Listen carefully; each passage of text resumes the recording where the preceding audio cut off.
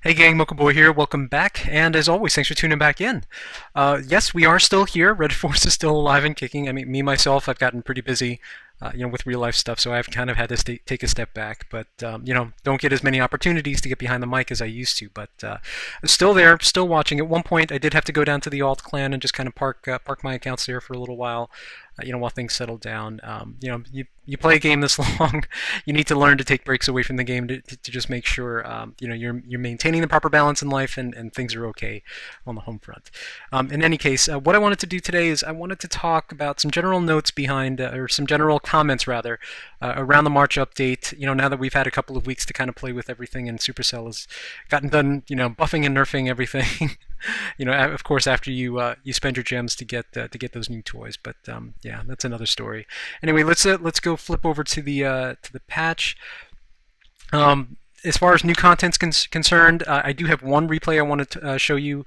Some fun compositions that we're running with the bowler unit. They're still only level 1. I mean, it's going to be a while before you start seeing a lot of bowler level 3 content coming out there, but there's some promise there, and there's some very interesting strategies that are coming out of some of the matchmaking attacks that we're doing with those.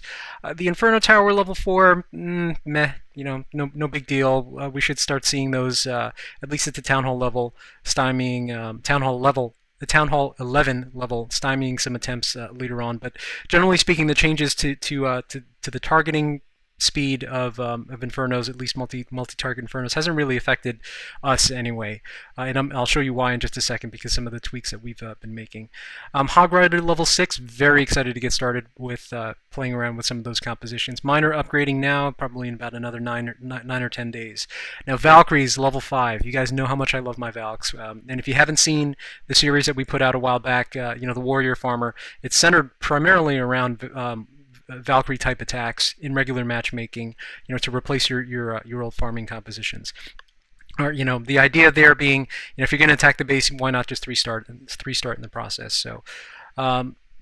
As far as Town Hall 11 changes, Grand Warden Life Aura, yeah, it's a real shame that they reduced the range, but no big deal. You just have to deploy him a little bit earlier to make sure that he's staying on top of the troops that will benefit the most from his Life Aura. Mine's at level 12 right now, which gives my troops about a 30-32% hit point buff, and that's going to come into play in one of the replays I'm going to show you shortly. Town Hall 9.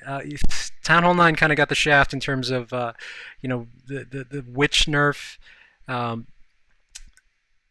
hit, the fact that the changes that came to the skeletons, the fact that they don't trigger bombs anymore, pretty much nullifies Mass Witch as a viable attack on a in a lot of cases, unless you learn to mix in other troops, something like Valks, something like a non-defense led targeting troop.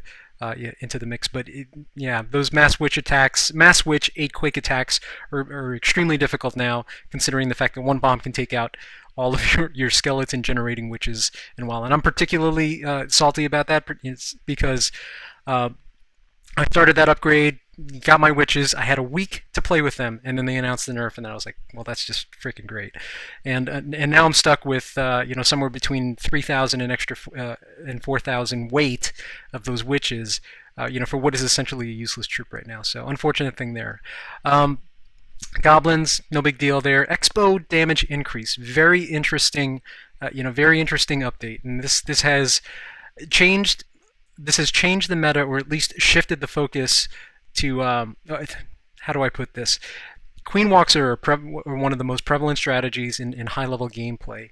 The fact that Expos do more damage than Archer Towers now has put a real damper on those attacks, and people have had to adjust.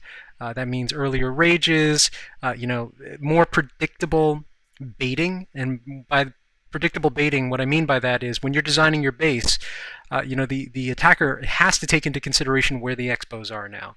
That means they'll be attacking the weak side of a base, which means you can load those up with your extra defenses, to make it that much harder for them to pull off those to pull off those AQ walks. So the AQ healers, the hero targeting percentage got buffed up to 70%, then somebody realized that wasn't supposed to be there and then pulled it back to 50%, which is unfortunate. But you know what, I feel like it's a good balancing play, and we all agree on some level that AQ walks are just way too powerful, so that was an interesting move to kind of to kind of balance out that tactic. Now, one of the most interesting things that came from the patch was the Valkyrie damage increase and the change to the mechanics behind Valkyrie attacks, and the fact that there's no wind up for them as they go and attack buildings. One of the guys in clan called it a buzzsaw attack, and it really is that. It really is like that. When you get a good group of Valks going into the core of a base and they're under rage, they will literally mow everything down in the span of a couple of seconds. And one of our guys, one of our members, actually managed to roll a base in about 90 seconds. And Town Hall 9 base fully upgraded in 90 seconds with a Valkyrie attack. They are just that powerful. Unfortunately, at least at Town Hall 9 and the lower level Valks, they do have fewer hit points now. So Supercell feels that was a good balancing exercise to how overpowered they were at that level, and remains to be seen just how much that will affect gameplay. But at least as far as we're concerned, we're focusing heavily on developing out our members' Valkyrie attacks. So mixing anywhere from 4 to 7 Valks into their Hog attacks, and inserting that team into the kill team to go and take out the core of the base. So we're not going to cover that in this video, but I will show you some attacks from this past war that showcase how that's being done. And as far as the other I'm sorry, the big one here. So battle time limit reduced to 3 minutes. All I can say about this is that prior to the patch, with 3 minutes, we were 3-starring bases. After the patch, we're still 3-starring bases in 3 minutes. We are having a lot of trouble though at TH10 and TH11. We're losing time on cleanup, and despite all of our best efforts, we always seem to come up just shy, and you'll actually see one of those where just came up 5 seconds short of pulling a 3-star on our target. So it is what it is. I feel like 30 seconds was probably a little bit too much. I don't know if there's a mid-ground in there, 3 minutes and 10 seconds, 3 minutes and 15 seconds, or 3 minutes at Town Hall 9 and maybe an extra 15 seconds at Town Hall 10 and 11. I mean, who knows? It's not a big deal, because it's made Clan Wars a lot more challenging. We have to you can't run those attacks where your AQs are out there for 2.5 minutes and then cleaning up what's left of the base in the last 30 seconds of the attack. I mean, it's just ridiculous. So yeah, some very interesting stuff there. So yeah, let's go ahead and get into one of those replays. But just before we do that, just a quick update on my base. I'm approaching something like at a 10.5 upgrade strategy. I have not dropped my Eagle, and with my defenses in their current configuration now, with all level 11 walls, but I have not maxed out my wizard towers. I have not maxed out my cannons. I'm in the process of doing that now. What else did I didn't. I also did not max out my mortars. All my troops, with the exception of bowlers, are on their way to getting maxed out. Bowlers and goblins, whatever. I did finally drop that extra expo, that 4th expo for Town Hall 11, and with this configuration, I'm running my war weight right now is 90,000. That's how significant some of the changes were with the extra infernal level. As well as the Eagle, and unfortunately I'm stuck with the Witch and the associated war weight with that, but can't do anything about that now, so no big thing. Anyway, as far as our war record's concerned, I mean, no complaints here. We're still kind of just plodding along, just doing our own thing. We did manage to do one scrimmage with our alt clan, and Red of Force came away with a 1-star win, so that was a lot of fun there. And we got a lot of good feedback from the members that they had a lot of fun during that time. So good times there. Now within this last war, there are 2 attacks. So that's me in the top spot there. We were up against 1 Town Hall 11, 5 Town Hall 10s. But these guys were severely rushed, and it was pretty unfortunate for them. This was the Town Hall 11 that I took out. This was taken out with that standard Valkomatic attack package. Let's see. So I swapped 1 healer for a couple extra Valks. You guys know that I usually run with 5 healers, but these were such low-level defenses that I knew I could get away with that. And for those of you that don't know this attack, it's not necessarily an AQ walk. It's an AQ backed. It's an AQ backed by healers who's responsible for taking out, one corner of a base along with the air defenses, and then a quick coring team comprised of Valks and Giants along with the Rage. In this particular case, I decided to bring a heal instead of a freeze, and that was primarily just to keep the Valks up so that they could continue on shredding into the core. The Infernos on this base were set to single target, so I knew I could definitely pull this off with that massive troops. And having the Warden backed up, gives me that extra attack round to survive, that one blast from the Eagle artillery. But as soon as those Valks get into the core, they just start shredding everything. Absolutely shredding everything. And then the fact that he was running single target Infernos meant I had an easy walk, with that clump of troops going through the base. Now, one of the things that I do with this attack, that I should have done with this attack, was bring some extra hogs. You never know what you're going to need until you need them, and unfortunately, I didn't have any cleanup troops that could jump the walls to go and clean up the base. But if I had just brought 5 or 6 hogs, I could have cleaned up the rest of this base with, while those perimeter defenses were tied up with the offensive troops in the core, and then the AQ could have just gone on to clean up what was left of the base. And this is the way the script runs for this type of attack. It's again, the AQ responsible for taking out at least one air defense and some perimeter defenses, possibly to set up a funnel, but she's primarily used for cleanup. So she needs to survive with her healer support to move into cleanup so that she can take out the rest of the base. And then I usually keep a few pocket troops just to distract defenses, in case I happen to hit a concentration of defenses against the AQ. But unfortunately, like I said, just came up short on this attack, on the cleanup phase of this attack, which was unfortunate. But that's the game now, and it's a lot more challenging. You just got to get your attacks started. You have to really think about how you want to clean up the bases, the troops that you want to set aside for cleanup, and came very close to 3-starring that base.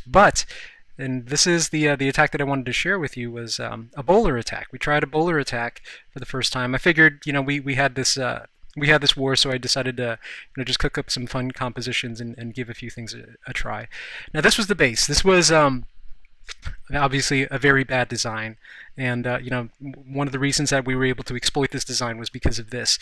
The Infernos and this one air defense were all in lightning range, and at this level, all you need are 3 max level lightnings and 1 earthquake to take out all of these assets. If you wanted to go crazy, you could probably even take out the AQ as well as the CC, but these were such low level defenses that it didn't really make a difference. Now, don't let the level of defenses fool you, because they are packed in so tight that you're looking at DPS hotspots of upwards of 500 DPS in certain areas. So you have to be careful with how you approach this. And the plan for this attack was to just send a bunch of bowlers into the core of this base, and then try to relieve some of that DPS pressure with hogs, and then have my heroes do a lot of the work, taking out these defenses. But this base, for just the cost of 3.5 spells, will not be able to utilize his Infernos for the defense of his base. And composition for this was 18 bowlers, 8 hogs, 7 level 6 CC hogs. So those level 6 hogs are damn sexy. And so yeah, they're the first 3 lightnings, 1 pull just to dump out the castle, and drag him over to the side, where the AQ can take him out. But then the bowlers go into action, and nothing crazy here. There's no precision here. I dropped the first batch of bowlers. I stopped and watched to see where they pathed. I kept a few bowlers in the pocket so that I could reinforce certain areas. But the beautiful thing about the way the bowler AI works is their distance. Their distance, or their attack range, gives them just enough space to keep those healers out of range of those air defenses, unless, of course, in this case, they get dragged around to the side. But that's what the hogs were there for. They were there to go and take out those air defenses. Now, the interesting thing with the healer-backed bowlers is that they get 100% of the healing effect. So if you're running your level 4 healers, and they're not coming up under 500 DPS, a couple of healers could keep up a pack of bowlers for a really long time. And remember, you don't have to out-heal. You don't have to out-heal the defenses. All you have to do is keep the bowlers alive long enough so that until they can put down those defenses and drop the overall applied damage that the defenses are putting out. And there's a great post on Reddit on somebody did an analysis of how long what level level 3 bowlers could stay up backed by X amount of healers. And in this particular case, all I brought were 4 healers. They even just one on a couple of healers was enough to recharge them, during those quiet moments when they were moving from target to target. But that gives you kind of that persistent damage over the course of the attack for the life of the attack, and just having those extra healers there to recharge your troops after those defenses go down, along with the damage output of your AQ and whatever else that you have there, totally viable strategy. And as as I get my bowlers up in level, I'll be able to take on higher level bases. This was a lower level base, again rushed, but it was just fun as a proof of concept attack to see if this would even work. So a lot of fun there. We are working on a bunch of other stuff for you, but the focus of the next round of videos is probably going to be around Valkomatic attacks, or Valk mixed in with other types of attacks. And we're going to do some TH8 content also, because I have an alt in our alt clan who has almost maxed out all of his troops at Town Hall 8, and he's been having a lot of fun there. So some stuff to chew on. Welcome any comments or any ideas. I know that a lot of folks are testing different strategies out, so just leave them in the comments if you have them below, and I'll see you on the next video.